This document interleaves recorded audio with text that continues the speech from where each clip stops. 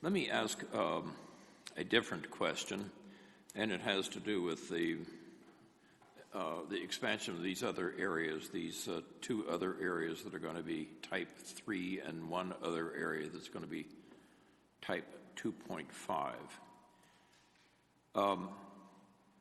I certainly understand why we would get ourselves together here and decide to create a type 3 area for what all of us refer to as the La Loma site, the area near the museum, the artist school, and so on, because staff and council and even the community have been in conversation with the potential developer of this site for some time, and we've promised that if he bought the land and if he did things to respond to the community desire for a quality development, open space, architectural excellence, a whole laundry list of things, that if he did all of that, we would move among ourselves to make that a type 3 area.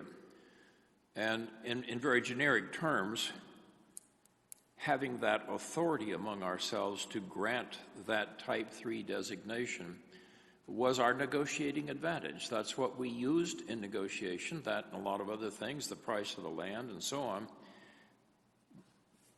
And I think those negotiations have proved fruitful. I think the project that may eventually emerge on that site will be better for it. And if you were here saying to me, it is time now for the council to honor its end of the deal and convert that area to a type 3 zoning with the height that that allows, I would agree with you completely. I cannot for the life of me understand why we as a council would sit here tonight and grant the same concession on height and density and whatever for two other sites designated type 3 now and one other site designated 2.5, when we have yet to have negotiations with anybody, we have yet to see the plans, we have yet to even understand what is proposed. I've spent 40 years of my life in negotiations, and I have never, ever found it necessary to negotiate with myself and relinquish in advance of even meeting of the other party what I thought was one of the negotiating advantages that I have. And so now I'm going to turn this into a question for you, Aaron, or anyone else that wants to answer. Other than the convenience of only having to Xerox the thing one time, what is the advantage of giving up our negotiating strength here on these other areas? East and west of Scottsdale Road and south of what we all call the Rose Garden. Why would I do that today rather than when I'm sitting across the table from an interested party? So Mayor Lane and council members, Brian, if you could put up slide 8, please. When we were considering type 3 areas throughout downtown, we looked at a variety of criteria, which you can see on this slide on the left. One of those was the Downtown 2.0 recommendation with regard to wanting more feet on the street, not just residential, but also office worker feet on the street during the daytime. And that was to maintain really kind of our tourism status for downtown and maintain those things that tourism are looking for in terms of amenities, restaurants, those types of things. Additionally, we had proximity to public spaces. The public spaces master plan that is been incorporated as part of the character and design chapter is represented by the stars on the map on the right. So similar to the La Loma discussions with regard to if you go up in height, you get more open space at the ground level versus a horizontal type of development. We would get more public open space in those areas that we have deemed appropriate for that or where we're looking to achieve that for downtown over the next 10 years.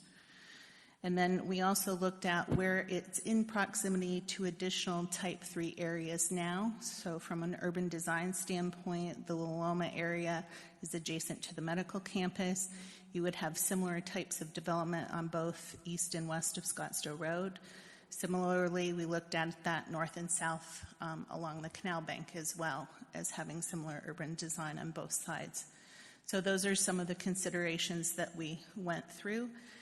In terms of the Loma discussions, it's really based on the zoning ordinance bonus height discussions. So we would have those similar bonus height discussions in the new type 3 areas with any new cases coming in as well. So that negotiation piece is really about what the public benefits are that the applicant is providing. And that would occur in those new type 3 areas as well. So you would still be discussing that as a council and deciding on what those are. The zoning ordinance also has a formula in there for the value of what those public benefits could be as well. Councilman Smith, Randy Grant, Planning and Development Services. I don't think you're losing any leverage necessarily. I think what this is doing is making it possible for people to come in and make proposals that the council may or may not choose to accept, and which may or may not be awarded any bonus height. But it's taking away the structural requirement to go back and change a lot of things. You mentioned the Loloma proposal, and this is a result of that process. If we do not make it possible for others within the downtown area to do this in appropriate places, we can entertain those on a one-by-one basis, and we would end up with the same process that we did with Loloma. But we're hearing that people are ready to move more quickly than that, and we just wanted to make the ordinance agile enough to take advantage of those opportunities if they present themselves. Well, I hear what you're saying, and it certainly would make it more agile. I'm not sure that's our objective here. I'm not trying to be an impediment to development, but I am trying to preserve on behalf of the citizens every negotiating advantage that they have. And I saw it work well for us in the Loma side, or at least I think I saw it work well. I think the project may be a better project for that and a variety of other reasons. And other than sort of inviting people to come in and to these sections now, or saying, you might as well bring your project in because we've taken away one impediment. You call it agility, they call it impediments, I call it our negotiating advantage, and I'm nervous about giving that up on areas where I haven't even seen the project. Let me switch, if I can, to ask you a question. When we had the work study on this, Aaron, I think you talked about the potential population that this might accommodate, and I don't recall whether it was in terms of people or office space or density or what. We had some discussion about the land use study that was done in 2013. And you said that land use study contemplated in a 10-year period of time a certain population level. And if I recall, you talked about the population level that we'll be at with what we have on the drawing board now and what these might do. Am I ringing a bell yet with what you discussed with us? Mayor Lane, members of council, yes, we have had different discussions about the downtown population, not specific to the downtown plan update. Most recently, it was in November with the Downtown 2.0 study, and that had some specific recommendations to achieving a population. I believe it was, off the top of my head, 10,000 for downtown. So that was the most recent discussion we've had at council with regard to that population. And did we adopt, as a council, did we adopt this Downtown 2.0 tourism recommendation package? Mayor and council, no. As part of the work study session discussion, there was some discussion about incorporating pieces into the downtown plan update. So you may recall on that evening, we came to council asking for council to initiate and open up the downtown plan so that we could incorporate some of those pieces into the downtown plan update, similar to the arts and culture that I presented earlier, for example. Well, then, just looking at the slide that's on the screen, I'm having trouble understanding if we're asking the question, why should we consider type 2.5 and type 3 areas for places other than the La Loma site? The first rationale for doing that is the Downtown 2.0 tourism recommendations, which we have not adopted.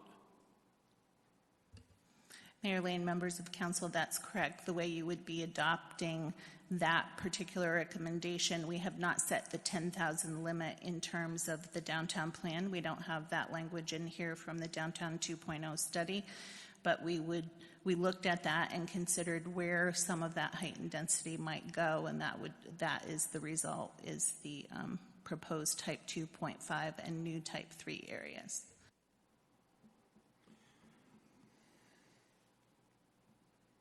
Well, if I can sift all this down, I'm hearing that we ought to have, in addition to the La Loma site, which we've kind of negotiated with the developer, I'm hearing that we should have 3 other areas, 2 of them east and west of Scottsdale Road, and 1 this 2.5 area, that we should do these for 2 reasons. Number 1, because developers want it, and number 2, because it was proposed in a tourism recommendation, Plan 2.0, which we have not yet approved.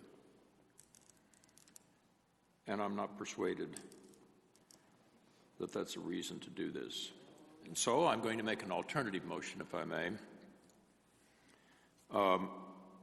I will make a motion that we adopt Resolution 11181, deleting, as was previously done, 3.8, Section 3.8, having to do with the arts incentive.